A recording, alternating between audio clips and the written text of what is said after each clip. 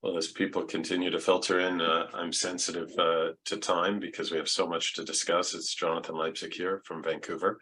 It's my privilege to be moderating this excellent discussion today. I want to first of all thank SCCT for the forum. I want to thank HeartFlow for sponsoring this session. The title of our discussion today is The Precise Trial and the ACC/AHA Chest Pain Guidelines, what they mean for your coronary CTA program. It's a real privilege to be welcoming two colleagues, friends, and certainly a mentor. That is Professor Pamela Douglas from Duke University Medical Center, the Ursula Geller Professor of Cardiology, past president of the American Society of Echocardiography and the American College of Cardiology. And she's, of course, the PI not only of the PROMISE trial, but also the PRECISE trial, which both have taught us so much about coronary disease management in the modern day and the role of coronary CT. And also a privilege to welcome Dr. Wesley O'Neill, who's the Director of Cardiovascular CT at Cone Health in North Carolina. We're going to have two conversations, well, we'll have multiple conversations. We're going to have two presentations, the first of which will be from Professor Douglas. It'll be on the PRECISE trial, and we'll have then an opportunity for discussion around that presentation, followed by Dr. O'Neill on the impact that the evidence has had on his clinical practice and how the guidelines and the evidence has resulted in a shift in their practice at Cone Health to adopt coronary CT as a first-line test for patients with suspected but not yet confirmed coronary disease. As a reminder, in the chat, you can please enter your questions directly in the Q&A box. We'll address them during the dialogue or live by providing answers in real time. So without further ado, it's a privilege to be welcoming Dr. Douglas, and thank you, Pam, for sharing some thoughts about the PRECISE trial this morning or this afternoon. Thank you. It's such a pleasure to be here. Hope everything looks okay on the screen. I've got the technology set. I am going to talk for you for just a few minutes on a little bit of an overview of the ACC/AHA guidelines issued in the fall of 2021, so just over a year old, 2 years, a year old, and the PRECISE trial results, which were released last fall, so just a few months old. My industry relationships, the PRECISE trial was funded by HeartFlow, and so that is relevant to this presentation. Our consensus goals for evaluation of disable symptomatic patients with suspected CAD are same across all of our practice guidelines. And this includes strategies to propose them as well as the goals. So the goals are to evaluate patient risk and likelihood of coronary disease, to reduce unnecessary testing by watchful waiting in the lowest risk patients, to improve diagnostic yield of non-invasive testing and catheterization, to reduce complications of costs of unnecessary cath and revascularization, and enhance preventive care. So where are we in 2023 now? Well, cardiovascular disease is #1 killer, as it has been for well over a century. It does often present with stable chest pain or its equivalent. This is millions of patients every year and billions of dollars. What we've learned in the last 5 or 7 years when we've been doing randomized trials in this space is that these patients are actually a pretty low-risk population. Hyperemia or obstructive disease are unlikely, about 10%, and the outcomes are excellent with a combined incidence of cardiovascular death and MI of about 1% per year, so 99% event-free. The new chest pain guidelines have many changes, including a couple of things that I do want to talk about. One is patient risk stratification using the updated pretest probability or likelihood of obstructive disease with modified chest pain characteristics.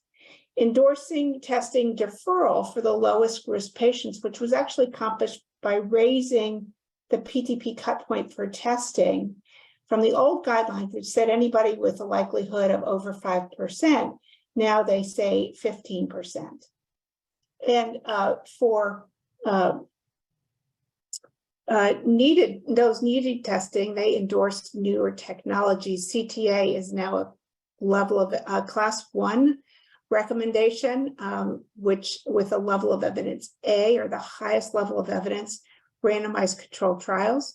And FFRCT was a 2A, which was a may do as opposed to must do, with the observational level of evidence.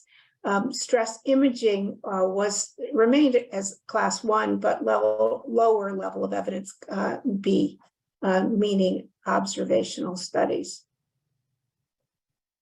So just a bit on the pretest likelihood for obstructive disease to decide who needs to be testing. And these are some data from the PROMISE trial, which was a 10,000 patient stable chest pain trial of stress testing versus plain CT without FFRCT, which was reported out in 2015. And in fact, it found that the old Diamond and Forster pretest probability wildly overestimates the likelihood of actual disease in a contemporary cohort being imaged non-invasively. And in fact, these data were from cath and autopsy from the 1970s, so no surprise that they're different. We found the actual anatomy by CT to be, and used that for the pretest estimate, and it probability by 50 or 70%. You can see here for both men and for women, for every type of chest pain, the actual prevalence of disease in the darker bars is substantially less. Look at older women, women with typical angina here, way less than it is in the old guidelines and the old pretest probability. So that's important. Now, the European Society guidelines use these new pretest probability. I recommended that everybody with greater than 15% be tested, but the 5 to 15% should be based on clinical risk. And they didn't, and those are the paler green here.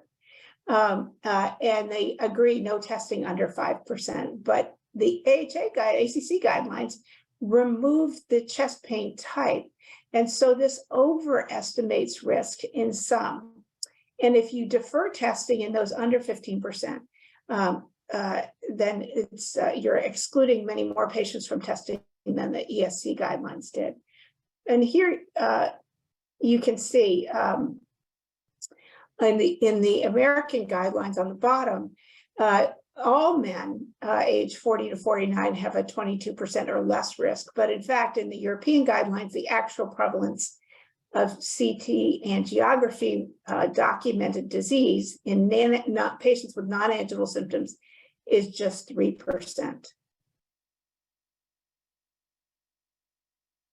So change one was to update the pretest probability algorithm. And there was actually, we modeled this in the PROMISE cohort to say, you know, PROMISE was conducted under the old guidelines.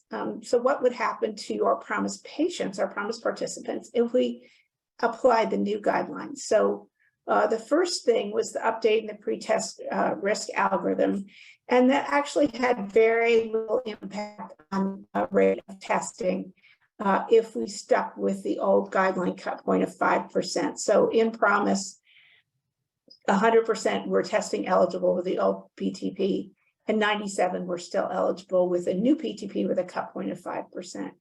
However, when you raise the cut point from 5 to 15%, this dramatically changes the population in whom immediate testing is recommended. In fact, it excludes over half of the PROMISE cohort, including 89% of women and 18% of men.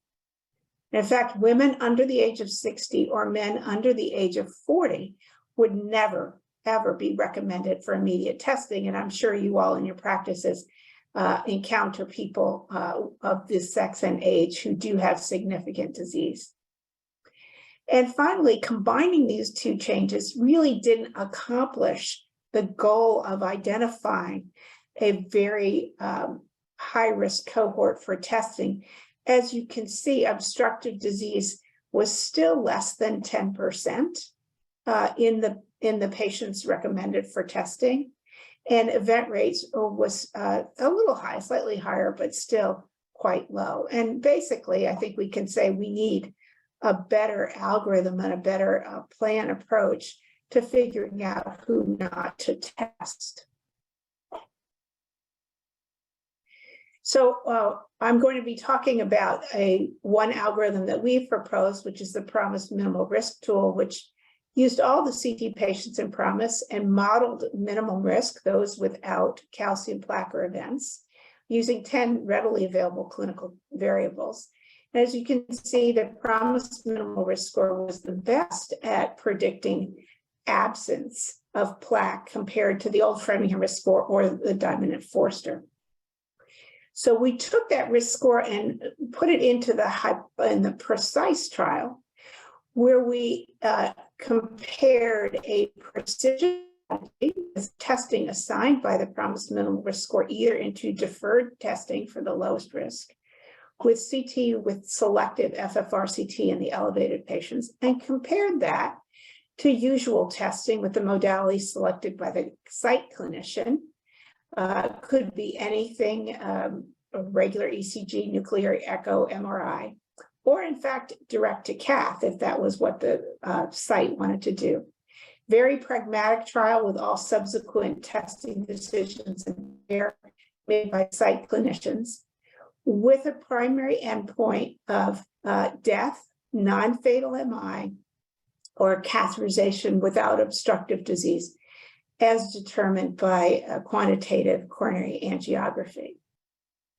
So here's the results. The primary endpoint dramatically favored the precision strategy with a hazard ratio of 0.35 or a 65% reduction in the composite endpoint. And then the secondary are summarized in this slide. So we randomized our patients 1-to-1, stratified by risk. In the precision strategy, according to the PROMIS minimal risk score, deferred testing or CT with FFRCT. And as you saw, the adjusted reduction was a 71% reduction in the primary composite of death, MI, or cath without obstructive disease. There's a 24% reduction in caths performed, a 75% reduction in caths performed without obstructive coronary disease or nothing actionable, potentially unnecessary or unneeded cath. There was an increase in yield for revascularization. I mean, if you got to the cath lab, you were much more likely to go to revascularization. And there was a 19% increase in lipid lowering treatment. So achieving that goal. Death and MI events were very rare and similar between groups, and there was a similar reduction in frequent angina. There's a mild 0.5 millisievert reduction in radiation exposure in the usual testing arm. So my summary and conclusion is that PRECISE demonstrated the net clinical effectiveness of a precision strategy with a large reduction in death, MI, or catheterization compared to usual testing. And in doing so, addresses critical knowledge gaps in the evaluation of symptomatic low to intermediate risk patients suspected CAD, but defining and testing a specific care pathway concordant with guideline recommendations and stable angina evaluation goals. Our outcomes were improved using quantitative risk scoring or CTA with selective FFRCT. And we propose that based on this, that the precision strategy would be the preferred approach in evaluating patients with stable symptoms and suspected coronary disease. So I am going to stop there. Thank you, and stop sharing. And the stage is open to you all. Thank you so much. Such an excellent and clear presentation. I look forward to the questions in the chat. Please feel free to enter them and share your thoughts. And obviously, Dr. O'Neill, feel free to chime in as well. But maybe I can start. You've taken us on a journey, really, the PROMIS trial, what the learnings from it, and the evolution of the integration of cardiac CT, and then obviously the excellent work through the PRECISE trial. As you look at the composite endpoint and the need for driving cath lab efficiency, one thing that I'm always struck by is that we in clinical medicine underappreciate the frequency of complications and morbidity of our procedures. we saw in the discharge trial, Pam, the complication rate from diagnostic invasive angiography of 1.5%. And so as you look to that and you look at the improvement in cath lab efficiency and reduction in cath without obstructive disease, have you given thought at looking at sub-analyses of complication rates or modeling some of those reduction in procedural complications? Yeah, we actually, that is in the primary paper in the supplement, the complication rates, and they're not high. Let me just call them up so I can quote them to you exactly. That was the major complications were actually 0.5 in the precision strategy. Just 5 patients had a complication. One of which was related to a stress test, 1 to a nuclear test, and 3 to a cath or PCI. And it was 0.9% in the usual testing arm, 6 related to stress tests, of course, because most patients did have a stress test, but also 3 related to that catheterization. So it's rare. And these are major, but it's rare, and the minor calcifications actually were quite a bit higher in the usual testing arm, most of which were related to actually stress echocardiography and to the stress testing. So I think it's so infrequent, it's hard to say much about it, but certainly fewer invasive procedures will not only reduce complications due to invasive procedure, but will also save costs. And that analysis, Dan Mark of Duke is leading that analysis, and I do not have the data yet. I see that that's a question in the chat. Unfortunately, I don't have the data yet. That's still an analysis because the trial results even themselves are hot off the presses.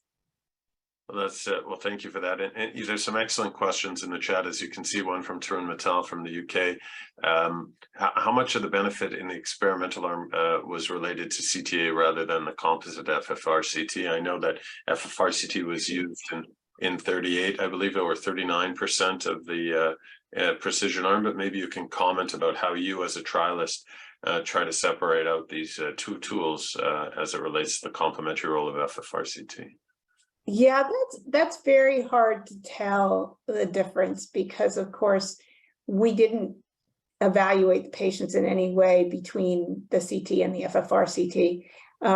If people have lesions between 30 and 90% in the trial, they were encouraged to send their CTs in for FFRCT, and so that's a pretty broad range. It's impossible to tell who would or would not have had a catheterization without the FFR information. We can guess, but it's really not fair.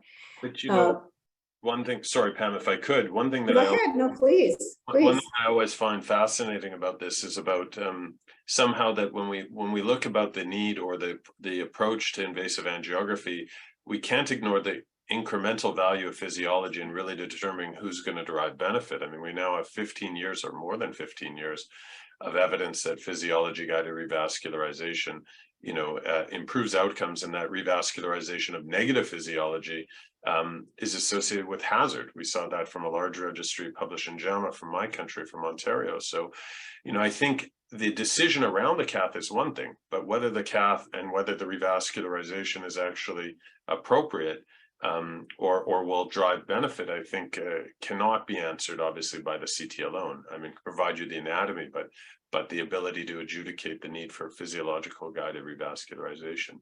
I'm not sure your thoughts about that.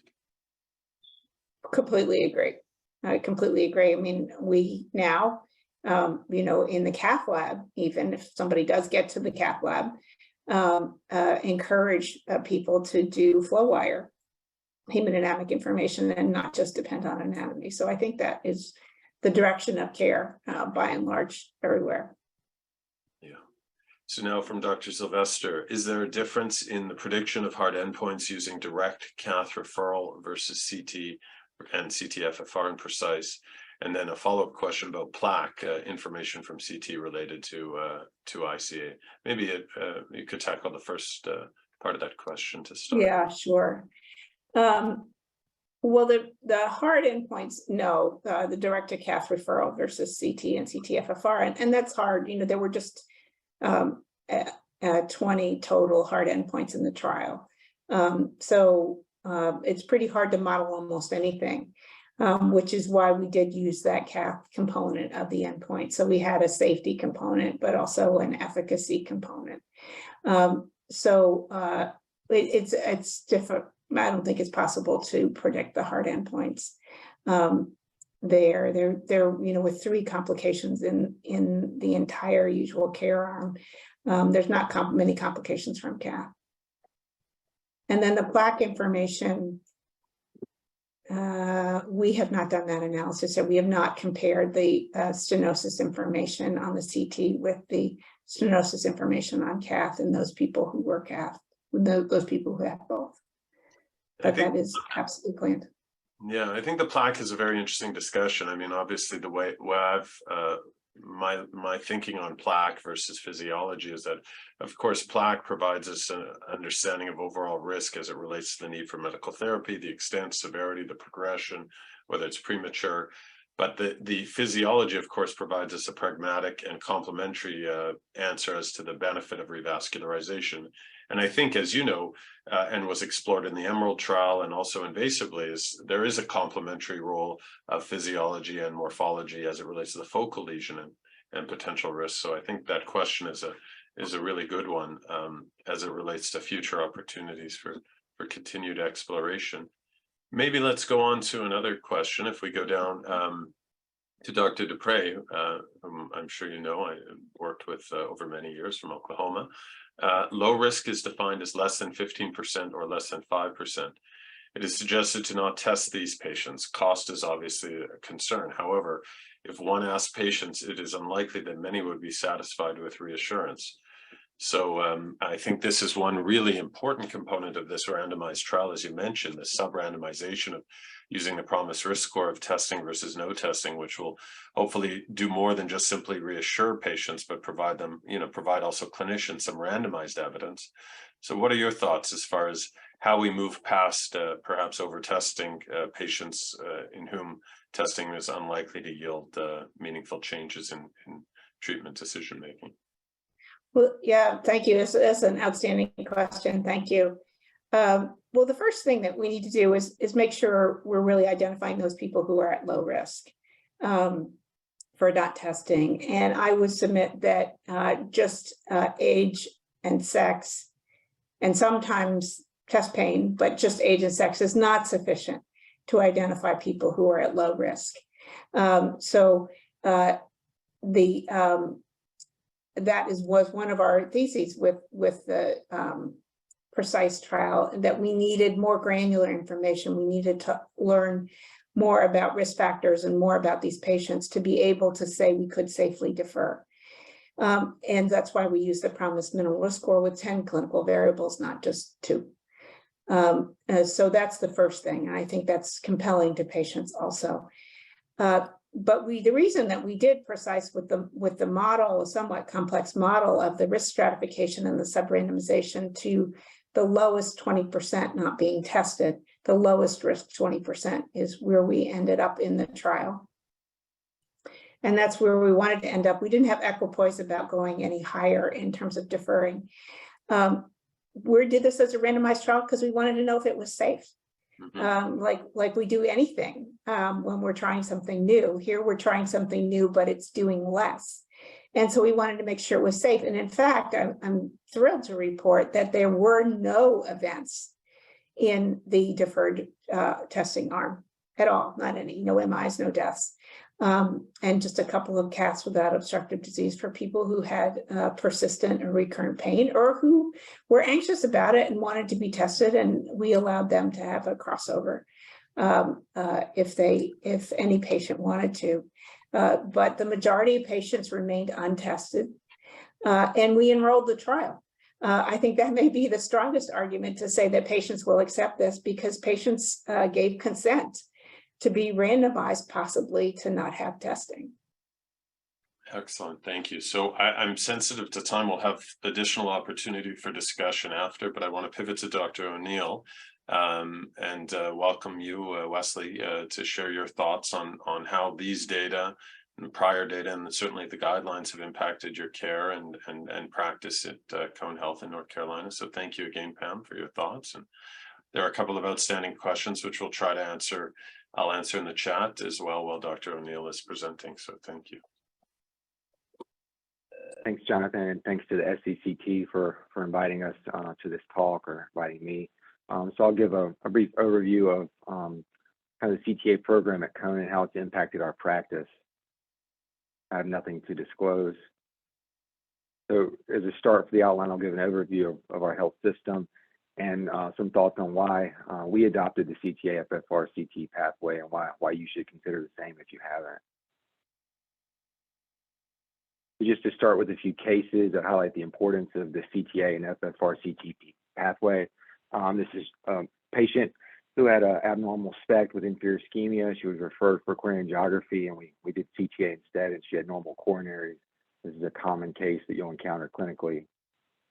Here's another case of a patient with a 49-year-old male who smoked, had some risk factors, and had persistent symptoms despite having a normal SPECT. He was on no preventive therapy. His coronary CTA and FFRCT showed he had no evidence of obstructive disease, and he was started on appropriate medical therapy. Another case of a 75-year-old patient, persistent chest pain symptoms, had a normal SPECT the year prior, pretty low risk for the report and images. And here, since she had persistent symptoms, we pursued a coronary CTA, which showed 3 vessels CAD confirmed on her FFRCT, and she was referred for CABG. So not an uncommon case example either with nuclear stress testing. And then lastly, this is just another case of a 59-year-old male, recurrent chest pain symptoms, normal SPECT imaging the year prior, and who had significant left main disease on his coronary CTA and confirmed on FFRCT. Just a little overview of Cone Health. We're a large or a medium-sized healthcare system in central North Carolina, nearly 13,000 employees, 1,800 physician partners. We're kind of sandwiched in between all the academic centers in North Carolina. For those who aren't familiar with the region shown here on the map, we're the star here in the middle of this. About a 5-hospital system, nearly 100 practice locations, and over 120 physician practices in our healthcare system. And for our heart and vascular service line, pretty robust as most any private practice would be, or some of the groups I'm sure familiar who are on this call today. We offer robust cardiovascular care, including structural advanced imaging, preventive care, rehab, advanced heart failure, and so on. And we do have a research foundation that we're pretty strong and participate with. And our volume snapshot from 2022, we're pretty busy here at Cone Health, and this just gives a little overview of that. And then these are just some of the service line awards for our division over this past few years. So I think everybody knows, and as Dr. Douglas pointed out, that stress testing really poorly identifies those who have obstructive CAD. And this is data from NCDR of patients undergoing elective left heart catheterization. And this really showed that the majority of patients referred for invasive angiography have non-obstructive CAD. And this is data from PROMISE, which also highlights the fact that a normal CTA truly is normal. Patients who have a normal coronary CTA are really low risk. And you can see this here in the curves on the left side. You see nice risk stratification of patients with normal to severely abnormal coronary CTAs. And then on the opposite side, in graph B, you see that patients with normal or mildly abnormal SPECT stress testing or other stress testing in general tend to have the same risk of having an event. So it's really not doing a good, appropriate job of stratifying those who are truly low risk. And then this is data from Dreesen et al., which shows that CTA and an FFRCT pathway really do offer higher diagnostic performance compared with the other common modalities we use when imaging patients with stable chest pain symptoms. The diagnostic accuracy of a CTA FFRCT pathway clearly outperformed all the other modalities, including SPECT and PET imaging. So just a little about our story internally, or our institution here at Cone Health. About 4 or 5 years ago, we looked internally at our SPECT data which is the main imaging modality we have used for years to evaluate patients with stable chest pain symptoms. And this is data from our institution and 4 others, and we pulled data looking at our performance of SPECT imaging, and we noticed it was really poor. We were sending a lot of patients to the cath lab who did not have obstructive CAD, as clearly demonstrated in numerous data. And then the patients we were sending for cath with abnormal SPECT, we really were not identifying those who had obstructive CAD. So this really led us to look for another modality to identify patients who are appropriate for invasive coronary angiography. And then this is how things have kind of changed over the past 5 years at our institution. We've really seen a shift away from nuclear imaging, and we've really seen an uptick in our coronary CTA numbers. We've seen nearly a 30% drop in our nuclear stress testing volume, and then we've also seen nearly a 7-fold increase in our coronary CTA volume among patients referred for evaluation. And then, and similar to most other institutions, we tend to see about 24 or 20 to 25% of our patients with CTA are actually referred for FFRCT evaluation, which is pretty much in line with other institutions. But I think the key point to all this and our program is that we've really seen a dramatic increase in our revascularization rate of patients referred to the cath lab. In 2018, when we were largely using SPECT imaging for patients with stable chest pain symptoms, nearly 32% of those patients were referred for either PCI at the time of their cath or for bypass grafting. And in 2022, after we've seen our large uptick in coronary CTA, we've actually increased our revascularization rate by 25%. We're up to nearly 40% of the patients referred for outpatient left heart cath are going to either undergo PCI at the time of their cath or be referred for coronary artery bypass grafting. So I think when I think about why CTA and FFRCT are really important, from our institutional experience, clearly what we were doing before was not appropriate. We were not identifying the appropriate patients who would benefit from invasive angiography or referral for revascularization. I think our data clearly demonstrates that we're keeping people out at an institutional level out of the cath lab who are normal, and we're also referring patients to the cath lab who are more appropriate and more likely to undergo revascularization or bypass grafting. So that's been our experience from our institutional level, and I can stop there for the first part of this discussion. Great, thank you for sharing that. What logistical challenges have you found as it relates to expanding cardiac CT, improving your throughput, supporting education for people to interpret the studies? You know, from a real world perspective, as you continue to shift practice, what pearls can you share with others to help overcome some of those barriers? I think the big thing is that everyone needs to work together, which I'll talk about in the subsequent slides. Really, administrators, the physician leaders in that team, down to the nurses who help facilitate the scans. That's been a big component to work together to make sure everybody's talking on the same page. You know, at our institution, we really do try to do a good job of keeping a good, clean reader pool of people who are as up to date as they can be. We have a monthly conference to make sure our readers are doing exactly what they need to be doing and make sure they're reading at a high level. So we've tackled it from an administrative level, from an education level, and really just trying to continue to educate our group about this technology. We do have a group with providers of all different backgrounds, of all different stages of their career. So really updating them to this practice has been another thing we've really tried to do as we've grown our practice. Great.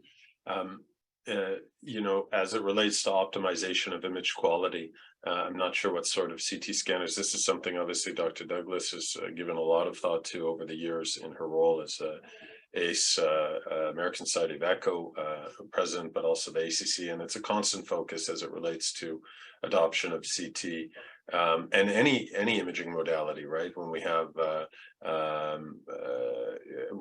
you know, whenever we're adopting a new technology and we've validated in a trial, the key is, of course, to see similar results in clinical practice. So with regards to the integration internally, have you found any challenges as you've ramped with regards to maintaining quality, or have you found that just by working as a team, you've been able to overcome those issues?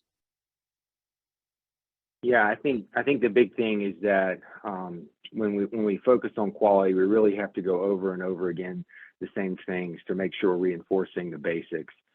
We have a really good support system internally with our technologists. We actually have a clinical imaging specialist in our health system specifically for CT, and that technologist can really help bring up other technologists who are scanning hearts, train others, and really make sure the quality is there. And that's in addition to really rigorous protocols that we use here at Cone Health. Excellent. Well, I know you have a second part of your presentation. There are a number of so many good questions in the chat, including one that I tried to answer around the ischemia trial. I also see a question about screening and atherosclerosis, and obviously you can both chime in. I would share that right now we have there obviously on the individual level, there may be populations or subpopulations where CTA could be considered in an asymptomatic, but overall, we found no incremental risk stratification from CTA beyond calcium scoring in the asymptomatic population in confirmed at 2.4 or at 5.7 years. So I think screening, mass screening with CTA is fodder for investigation, and a large randomized trial in the UK called SCOT-HEART 2, which will obviously help us learn significantly about the opportunities of using CTA to screen. But right now, we lack those randomized data. Maybe Dr. O'Neill, if you would continue, and then we'll try, because I want to bring Dr. Douglas back into the discussion. Many of these sort of questions dovetail back to PRECISE and the clinical integration of FFRCT. Yeah, so I'll go ahead. And so the next part of this, we'll talk about how Cone Health really adopted this pathway and move forward with ramping up an aggressive coronary CTA pathway. So when I think of the program that we put together, or any program you put together here at your institution, these are kind of the steps you may think about. You're going to order the test, it gets scheduled, someone will review it, hopefully to determine it's appropriate, the patient scanned, and then someone will interpret it. But before you even get there, there's a lot that you'll have to do. There's a long way to go.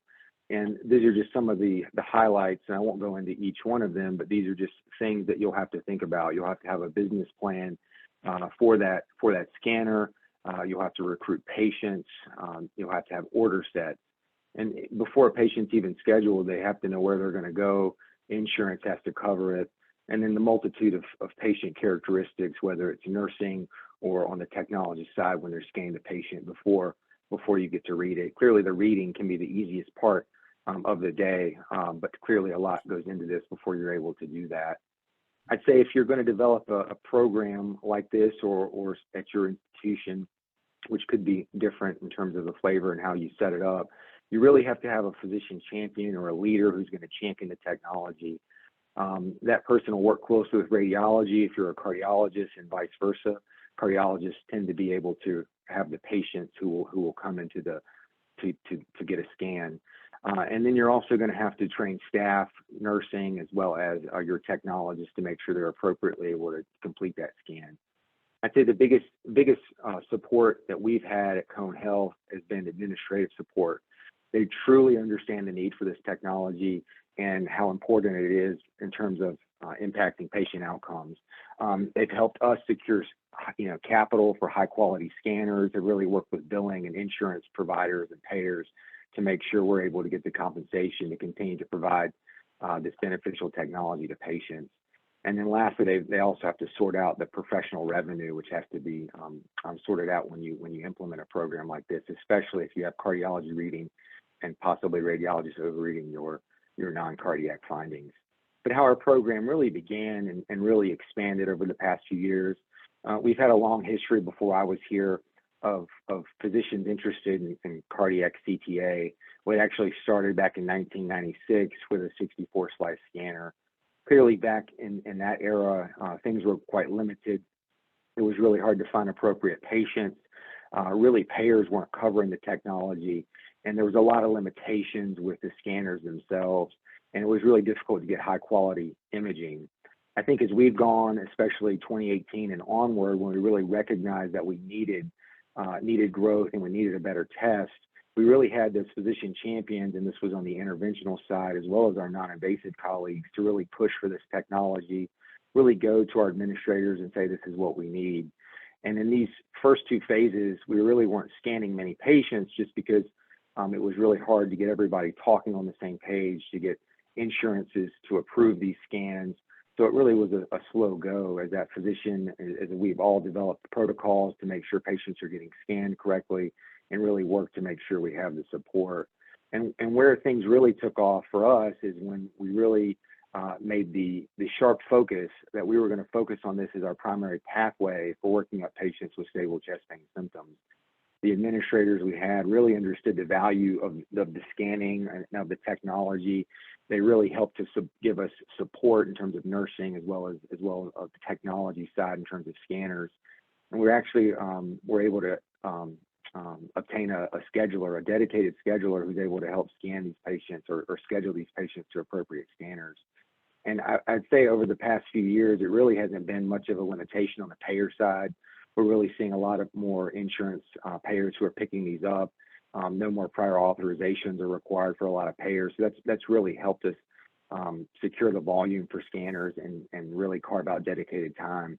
And then we've actually even moved to a dedicated CT system, which is shown here, which is our Siemens 4 scanner. And this really is just completely dedicated to cardiac studies on 7 a.m. to 5 p.m. Monday through Friday. And that's really helped us as well. But it's really been a gradual growth in terms of everyone talking to each other, everyone making sure that we have the right tools to do this, the right people who are involved to help really push this program forward. And then one thing we've really found helpful on the technology side, when you start to set up programs or grow programs, you really want to make sure your technologists are able to have all the tools in front of them and they're able to scan patients appropriately. And we keep a CTA guide, which I'm sure many of you have, for your technologists at the scanner. And this really helps them kind of troubleshoot errors and they find the scan, really focus on quality. And we always go back to this quite often just to make sure our quality is where it needs to be. We really developed an acquisition protocol, and this really helped the program grow. This really helps the physician move away from the scanner and allow the technologists to be more involved in terms of what they do and in terms of the protocols and how they acquire the images. And this has really given them kind of a decision tree to really get high quality imaging. And I'd say a big important piece to this has been really making sure everyone's talking to each other.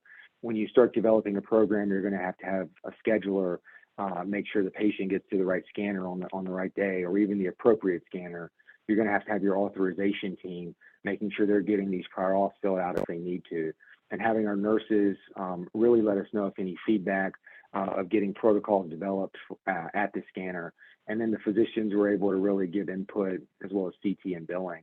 And this really was crucial with our administrative leadership team, because they were really able to coordinate and see where the trouble areas were, so we could facilitate scans and get patients through in a meaningful manner. And I think a big reason the program really was able to work well is when everyone started talking, we really were able to reduce our wait times down to less than 2 weeks. That was a big hold up in the early stages. But once everyone started talking, the prior auths were in place, scheduling was in place, and everything started to move really well for us. And another key aspect of our program that really helped expand was really dedicating or having a dedicated nurse, which we call our nurse navigator for our CT program. That person was really able to become the point person for the CT program. They look at all of our orders. They're able to see if patients have appropriate premedications. Our administrators really supported this idea because it really tied up a lot of physician time trying to get patients scanned to make sure they're appropriate on appropriate medications. The CT technologists would call them, but this really allowed to have a point person who we train and continues to help train other nurses really be that point person for getting the scan completed. And they even give a phone call to the patients the night before to just give them an overview of the scan and again review pre-medications or any other things.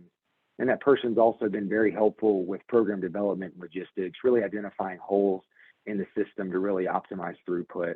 And we've been able, reluctantly or luckily for us, to get most of our scan times down to 30 minutes, which has really helped us increase our volume as well. And then the focus has to always be on quality. We've really done a good job, I think, of really making sure that we're able to offer high quality CTA imaging, and especially for FFRCT, that's crucial. We have nearly a 96% acceptance rate to heart flow, and we've received several quality awards consecutively since 2019. And that just really shows all the work that we've done to really push our program forward in a high quality manner. So I close, to grow a program, to really scale it up, or really expand it, you're going to have the administrative support. And our administrators truly understand the need for proper equipment and how to get things done. And we've actually been able, as I've shown on the earlier side, to track the downstream effects of our program, which have been really remarkable from my standpoint. And I think process improvement meetings are just crucial for this program, or any program. It really helps streamline the process, get your wait times down, and you can really identify barriers along the way to help grow the program. And if any one person is more important than the physician, clearly most are on the slide, but clearly our nursing support and our nurse navigators, they really are phenomenal in terms of their ability to get patients in, to get them scanned appropriately, and really to identify barriers to getting that patient scanned appropriately in a high quality manner, or really or identifying avenues for our program growth. And we have phenomenal technologists who continue to train each other, in addition to the physician champion who works with everyone to try to make the program work a little more smoothly. So I'll stop there. Thank you. That was really excellent. Pam, I see you're off mute. That's great, because we have about 10 minutes and there's so many good questions to try to address. Dr. O'Neill, really congratulations to you and your team. As someone who's been in this field also for a long time, it's really exciting to see it become, real, such a valuable clinical tool and a primary clinical tool in your practice for the patients you're serving. So maybe we can ask, Dr. Malou had a question from the University of Colorado.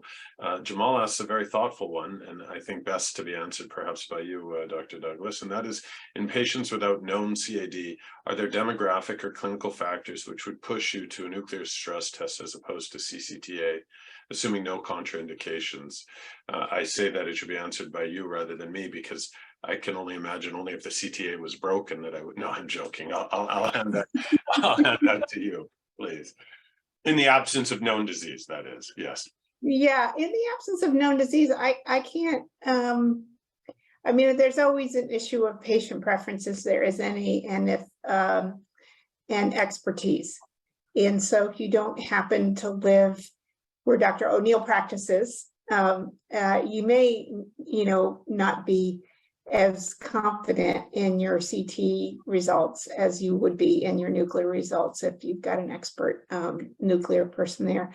But short of that, I think I would tend to go for CT to almost anything, particularly, and this is an important caveat, if you have the option for FFRCT, and of course, I know that's our sponsor today. But I do feel that the ability to have the hemodynamic information as well as the structural information is key. And it's key particularly in some subgroups, women, where you may have ischemia without obstruction or without severe obstruction. And another place where it's important is the elderly, who may have quite a good deal of plaque because they've just simply been on this earth for 80 years. But may not have significant lesions that would be treatable by revascularization. And of course, the plaque information gives you a secondary prevention indication. So there's a lot that you can do with just the plaque information by itself. And so an elderly person, I think really you need FFRCT. And if you really are asking about the presence of plaque as well. So in a healthy asymptomatic person, some of your question is about the correct intensity of preventive treatment. And so the presence or absence of plaque, or presence or absence of calcium, however you want to measure that plaque, is critically important to the intensity with which you would pursue an LDL of under 70 or maybe even under 50 now. Some of the guidelines are coming out pretty aggressive. The European guidelines are now under 50 for significant disease. That you wouldn't ever know from a nuclear test, which only is examining ischemia and not examining the anatomy and the presence, quite frankly, of atherosclerosis disease. That's so important. I'll pivot to another question, which relates the degree of stenosis in the physiology, and I think it dovetails also to the findings of the ischemia trial. You know, there was data presented by our Danish colleagues at the European Society of Cardiology looking at the advanced patients from Denmark, 1,000 patients followed for 3 years, and they very clearly found, further to your comments, Pam, that in patients with stenosis, irrespective of calcium, if you had an abnormal FFRCT, your cardiovascular death and MI rate at 3 years was between 5 and 7%. If your FFRCT was negative, it was 1%. And if you revascularize those with abnormal physiology, that significantly modified the downstream heart event rate.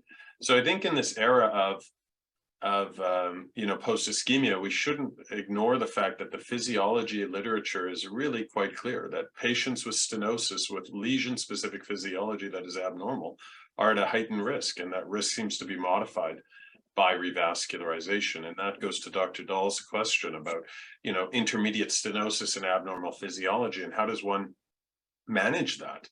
And, I'd be curious to both of your comments, and Dr. Dahl is right. I mean, we don't deal with populations, we deal with an individual patient. And so without looking at that very individual case, you can't opine that you should or shouldn't revascularize. But I think that the data is really quite compelling that independent of stenosis severity, that if physiology is abnormal, particularly as it becomes more abnormal, and particularly if focal, those patients derive benefit from revascularization. In your practice, Wesley, if you find a stenosis between 50 and 90% by CT and the physiology is abnormal, what percentage of patients have FFR adjudicated at the time of the cath lab? Do you know? It's a very small.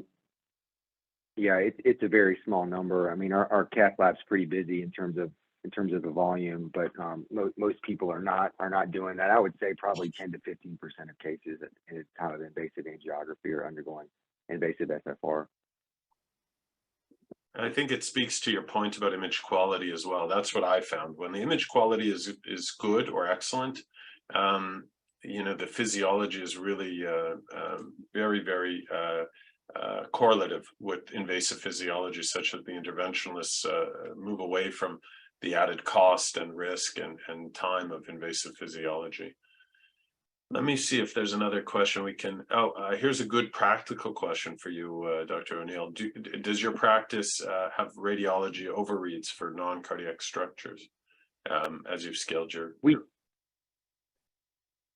do all the cardiology. It's mainly a cardiology primary reads on all of our coronary CTA program, or any coronary CTA that's done in our system. And we work well with our radiology colleagues. They help us all the time, but they do provide an overread for non-cardiac structures, which is crucial for any program that's run with cardiology and radiology jointly. Excellent. And before I give you both the opportunity for some closing words, I see I'll try to answer a couple more type-in answers, but from Dr. Malou about moving towards systolic imaging without beta blockers for coronary evaluation. I mean, I'm a believer that beta blockers are cheap and effective, and no matter what scanner you have, the image quality is always better at lower heart rates. I know Dr. Malou also agrees, but you could make an argument from a workflow perspective. I don't know if you've seen, obviously, Pam, as a trialist and overseeing these trials, and your thoughts about the need for still adherence to best practice, and Wesley, in your practice, practically, what you're doing. I also believe, unless there's a contraindication to beta blockers, the best pictures are the best pictures, and you get the best information once you get the best pictures. So. Yeah, our practice really is to do a lot of premedication, especially 99% of our studies are ordered by cardiologists. So at the time that you see the patient in the clinic and identify them for coronary CTA, we actually send them with a little pre-medication. You know, we are able to get, we're fortunate to have a dual source scanner, so we will scan some patients as long as they're regular, even if their heart rates are high, but we do up front at all of our attempts are to try to really beta blockade the best we can before we scan the patient. Excellent. Well, it's 11:56 here. I think we could go another 2 hours. I mean, Dr. Stuckey just entered a question that I'm so tempted to delve into, but would take us probably 15 minutes to debate and engage it. So many great questions from the audience. I want to thank everyone for joining and for sharing their thoughts. I want to thank obviously the SCCT for their academic and educational leadership in the field of cardiac CT, and all of the efforts from the team at the SCCT to provide this platform. Obviously to our sponsor in HeartFlow for also constantly supporting education of our field and supporting these sort of educational opportunities. And most importantly, I'd love to take a moment just to thank both Dr. O'Neill and Professor Douglas for really such elegant and clear presentations. Takeaways for me is that the guidelines are appropriate, you know, that a CT and precision pathway complemented by FFRCT in patients with stenoses in whom you would consider additional testing or revascularization, that FFRCT enriches cath lab referral. It does so in a way that reduces non-obstructive disease, enriches PCI to ICA ratio, and as we've recently seen from Denmark, also stratifies risk, gets the right patient there, not just from a revascularization patient perspective, but from an event reduction perspective and from a safety perspective.